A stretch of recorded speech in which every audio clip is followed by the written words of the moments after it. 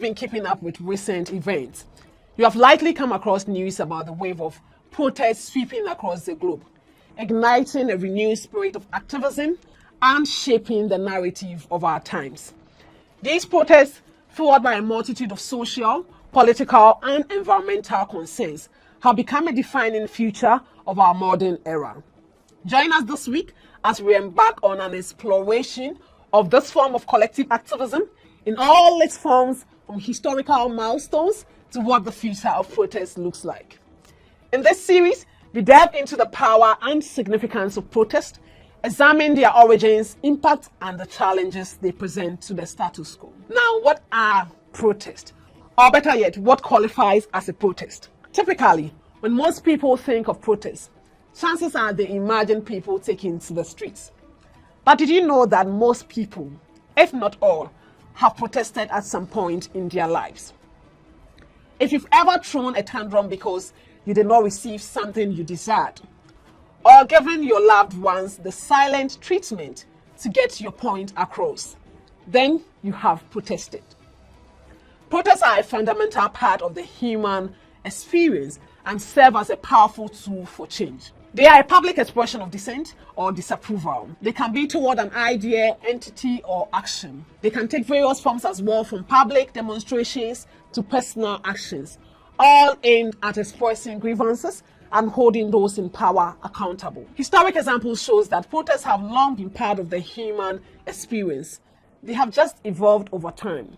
For instance, immigration was one of the most common forms of protest before the current configuration of nation-state, allowing individuals to assert their independence and seek environment where they had more autonomy. More recent movements like the Arab Spring, Me Too movement, and Black Lives Matter highlight the ways in which activism adapts to specific cultural and political context. How have protests evolved over time? History reveals that various forms of protest, such as naked marches, vigils, rallies, lawsuits, hunger strikes, workplace sabotage, and boycotting, have been employed to challenge those in power. One intriguing example is the Igbo practice called sitting on a man, where women gathered to confront men who had wronged them or their community. Through spiritual rituals and collective action, these women sought to shame the men into rectifying their behavior. During the colonial period, indigenous communities also engaged in various forms of non-compliance. In 1780, Tupac Amaru II led an indigenous uprising in Peru to resist forced labor. While the uprising was defeated, it did inspire future generations. There are many other examples of communities advocating for themselves, from Mahatma Gandhi's non-cooperation and boycotts in India to Kenya's refusal to pay taxes or continue working on British-owned businesses. Protests have proven successful in bringing about change, even when the impact is not always instantaneous. Given how effective protests are, why aren't they leveraged more often? There are many reasons, but two stand out. First, the personal costs of protests are high. It can involve missing work or school, losing your income, or putting yourself at great personal risk of injury or death if the target responds with violence. Second, the perception of protests as disruptive and therefore only a means of last resort. It is clear that protests can bring attention to issues and lead to positive policy changes.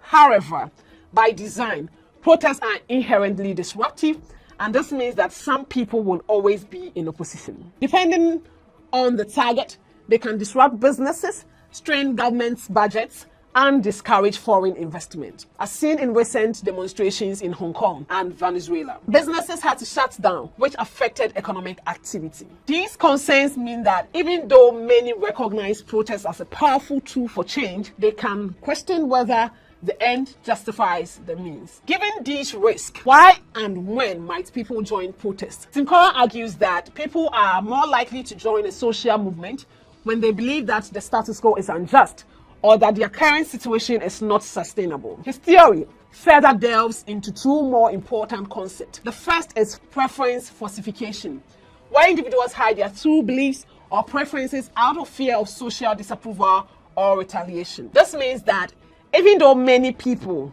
may share a desire for change, they may not express it publicly And so they perceive that there is safety in numbers. The second concept is the concept of critical mass, where enough people start expressing a certain opinion that creates a widespread change in public opinion. Once a critical mass is reached, individuals who previously concealed their preferences feel safe expressing them publicly, leading to the formation of social movement. A clear example of this was during the Iranian Revolution of 1979, when many Iranians hid their true beliefs and political affiliations out of fear of persecution by the government. However, as the number of protesters grew and a critical mass was reached, many people felt safe to express their political views publicly, leading to the overthrow of the monarchy and the establishment of an Islamic republic. Protesters are also often motivated by a desire for social recognition and the need to have their grievances acknowledged. Yet, not everyone who wants to see change is willing to actively participate, which can lead to the free rider problem, whereby someone can benefit from the outcome without participating. There are ways to reduce free riding, and they often involve social pressure or sanctioning. There is evidence of a correlation between willingness to participate and an individual social network.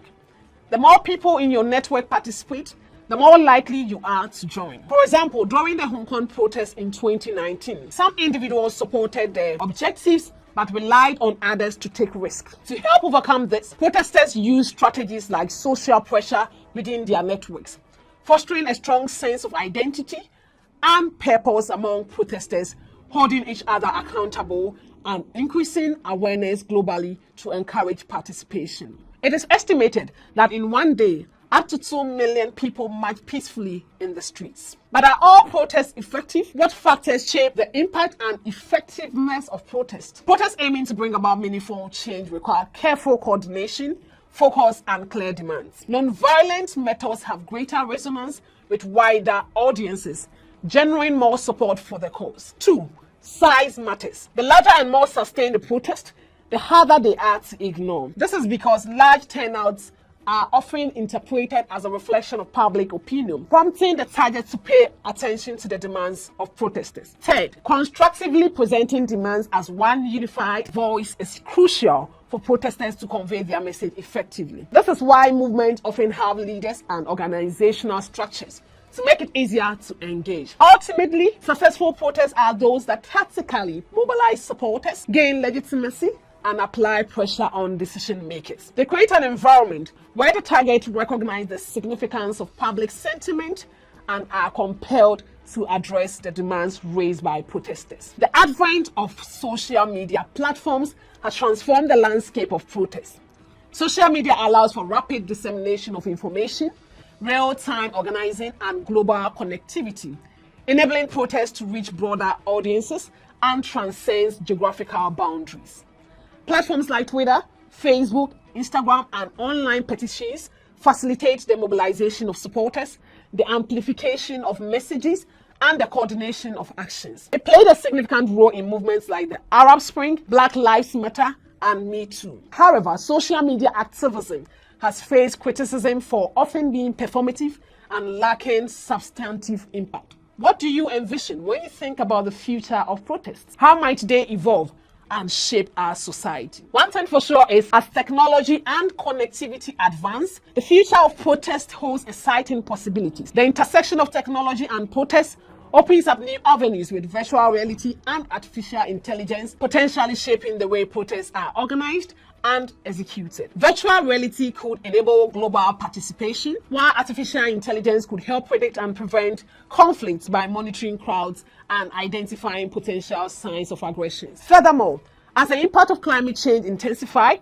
we can anticipate an increase in protests focused on this issue, with young people leading the way. Regardless of the specific changes that lie ahead, protest and civil disobedience will continue to be integral to addressing collective grievances, and art and creative expressions of grievance will remain powerful forms of protest.